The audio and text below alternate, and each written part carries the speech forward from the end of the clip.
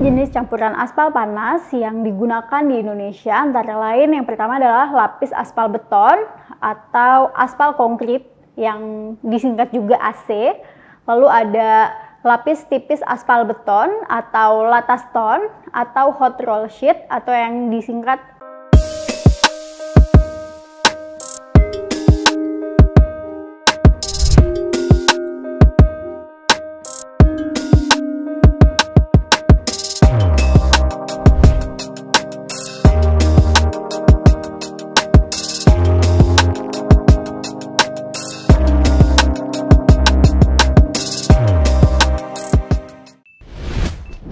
Bahan pengisi atau filler dapat terdiri dari debu batu, kapur padam, semen, dan bahan non-plastis lainnya.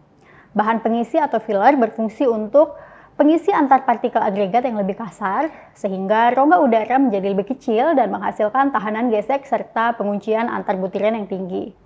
Apabila dicampurkan ke aspal, maka akan menjadi suspensi sehingga terbentuk mastik yang bersama-sama dengan aspal mengikat partikel agregat. Dengan penambahan bahan pengisi aspal menjadi lebih kental dan campuran agregat aspal menjadi bertambah kekuatannya. Kadar filler dalam campuran beton aspal akan berpengaruh pada proses pencampuran, penghamparan, dan pemadatan. Selain itu, filler juga mempengaruhi sifat elastisitas campuran dan sensitivitasnya terhadap air. Hal penting yang harus diperhatikan saat melakukan pencampuran aspal dengan agregat adalah adanya air.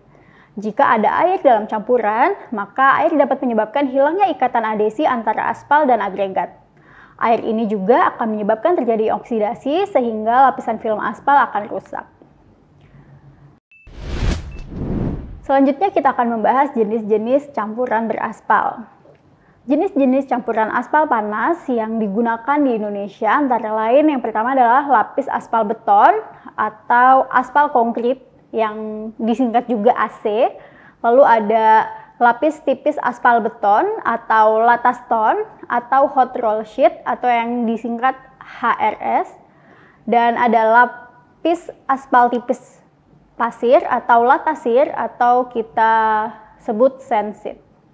Oke, mari kita bahas satu persatu jenis campuran aspal panas ini.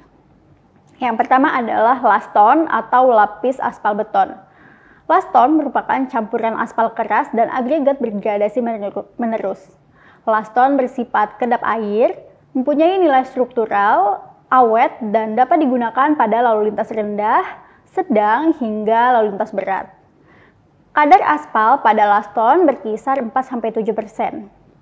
Tipe kerusakan yang umumnya terjadi pada lapisan ini adalah retak dan terlepasnya butiran. Terdapat 3 jenis laston, yaitu laston lapis aus atau disingkat ACWC, yaitu kepanjangan dari aspal konkrit wearing course. Lalu ada laston lapis pengikat atau yang sering kita tahu ACBC atau kepanjangan dari aspal konkrit binder course, dan laston lapis pondasi atau aspal konkrit base atau yang sering disingkat ACBase. Selanjutnya adalah lataston atau hot roll sheet atau disingkat HRS.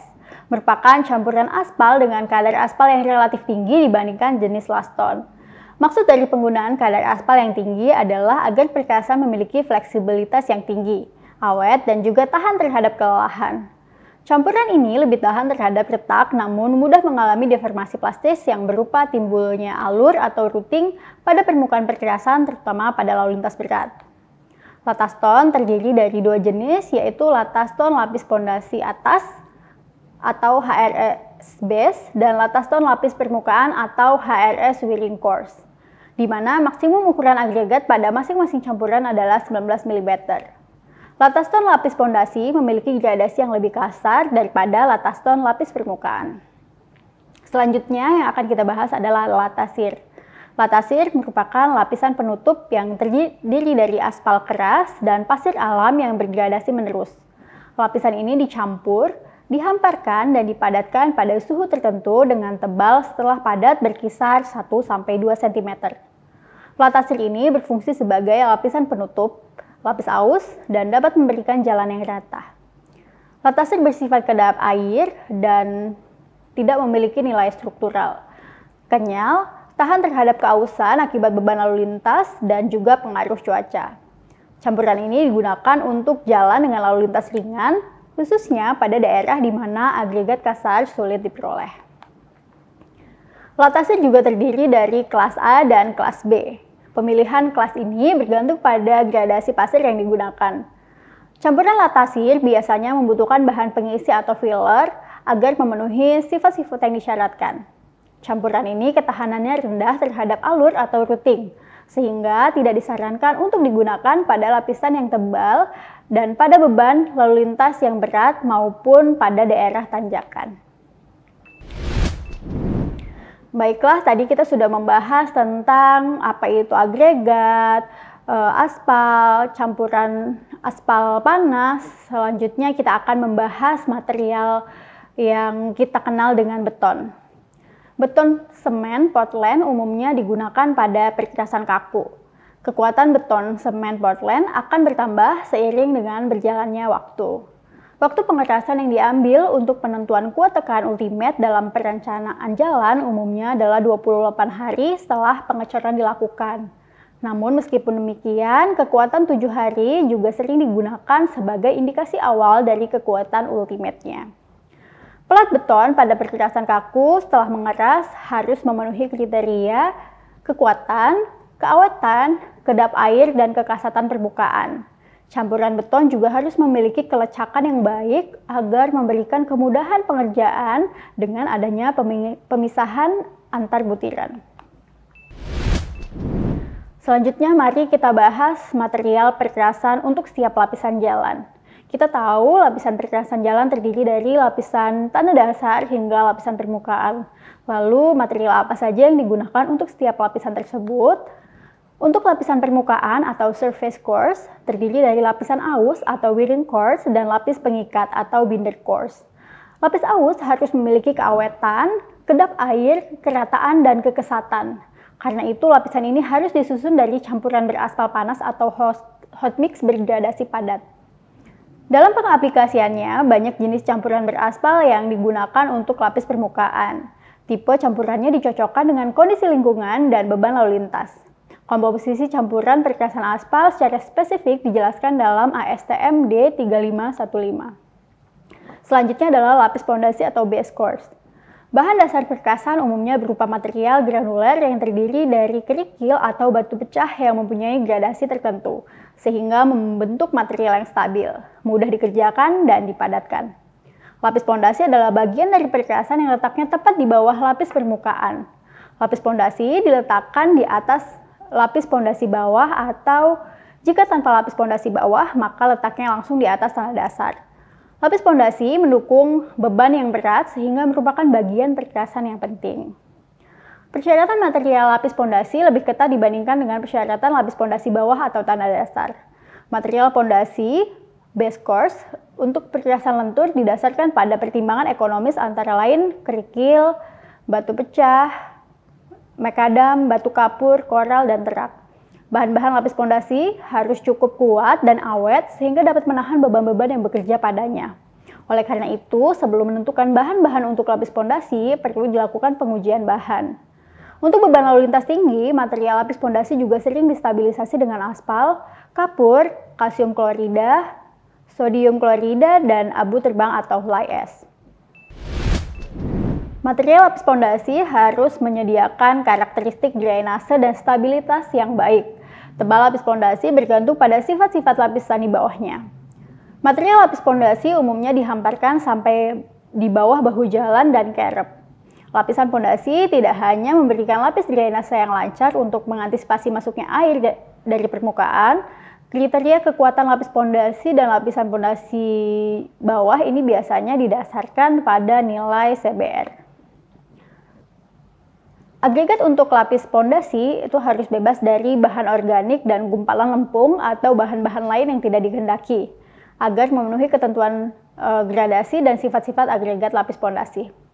Selanjutnya, kita akan membahas lapis pondasi yang dirawat dengan semen atau semen treat base atau disingkat CTB dan lapis pondasi semen yang dirawat dengan aspal atau aspal treat base atau sering disingkat ATB. CTB atau semen treat base merupakan lapisan pondasi yang dirawat dengan semen yang telah banyak digunakan dalam pembangunan perkerasan lentur dan juga perkerasan kaku. Campuran tanah semen digunakan untuk lapisan pondasi dan lapis pondasi bawah untuk jalan-jalan sekunder. Semen yang dicampur dengan material granuler bergradasi baru dapat mempunyai kekuatan tekan bebas antara 1000 sampai 2000 C. Jumlah dari semen yang dibutuhkan untuk stabilitas material granuler bergantung pada kuantitas kandungan butiran halus dalam kerikil dan juga mutu pemadatannya. Selanjutnya kita akan membahas aspal treat base. Lapis pondasi yang dirawat dengan aspal digunakan untuk perkerasan kaku dan lentur. Material ini menambah kekuatan komposit struktur tanah dasar dan lapisan pondasi. Material ini juga tahan erosi sehingga cocok digunakan untuk mengatasi bahaya pumping dan menambah kekuatan pondasi bawah perkerasan kaku. Prinsip perencangan lapisan pondasi yang dirawat dengan aspal pada dasarnya sama seperti campuran beraspal panas. Selanjutnya kita akan membahas material pada lapisan pondasi bawah. Lapisan pondasi bawah merupakan lapisan yang dihamparkan di antara tanah dasar dan lapis pondasi. Secara tipikal, bahan lapis pondasi bawah terdiri dari material granuler yang dipadatkan, baik yang dirawat maupun tidak, atau lapisan tanah yang distabilisasi dengan bahan tambahan tertentu. Material lapis pondasi bawah biasanya dirancang lebih rendah kualitasnya dibandingkan dengan material lapis pondasi. Dalam beberapa hal, lapis pondasi bawah dirawat atau dicampur dengan semen, aspal, kapur, atau abu terbang untuk menambah kekuatannya. Untuk perkerasan kaku, lapis pondasi yang distabilisasi semen berguna untuk mengurangi resiko masuknya air melalui retakan dan sambungan yang dapat melemahkan lapis pondasi bawah itu sendiri. Membran kedap air dapat diletakkan di atas pondasi bawah sebelum penghamparan lapis perkerasan di atasnya. Kuat minimum lapis pondasi yang distabilisasi umumnya disyaratkan 7 MPa, di mana bisa juga sebagai lantai kerja atau len konkrit yang digunakan untuk material lapis pondasi untuk perkerasan kaku. Secara tipikal, beton kurus, len konkrit atau lantai kerja ini memiliki kuat tekan 10 MPa. Baiklah, kita sampai pada akhir pembahasan di video pembelajaran terkait material perkerasan jalan. Kesimpulannya, material perkerasan jalan merupakan material atau bahan yang digunakan pada setiap lapisan-lapisan perkerasan jalan yang harus memenuhi persyaratan, keawetan, kekuatan, dan juga pertimbangan dari sisi ekonomisnya. Sekian pembahasan di video kali ini, semoga bermanfaat. Jangan lupa like, komen, dan subscribe. Sampai jumpa di video pembelajaran selanjutnya. Terima kasih sudah menyaksikan video pembelajaran ini. Jangan lupa like, komen, dan subscribe, serta nyalakan tanda loncengnya agar kalian tidak ketinggalan informasi update lainnya.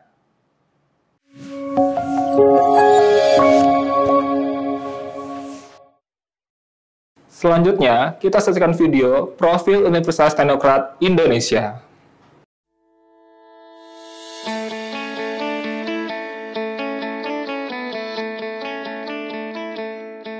Lampung, the Treasures of Sumatra, is a province that becomes the gateway to the Sumatra Island. Lampung has 2 municipalities and 13 districts, consisting of 234 sub-districts. The province, with an area of 35,587 km squares, owns millions of extraordinary natural beauty. Education in Lampung province is also highly considered and colored by the existence of Universitas Teknokrat Indonesia.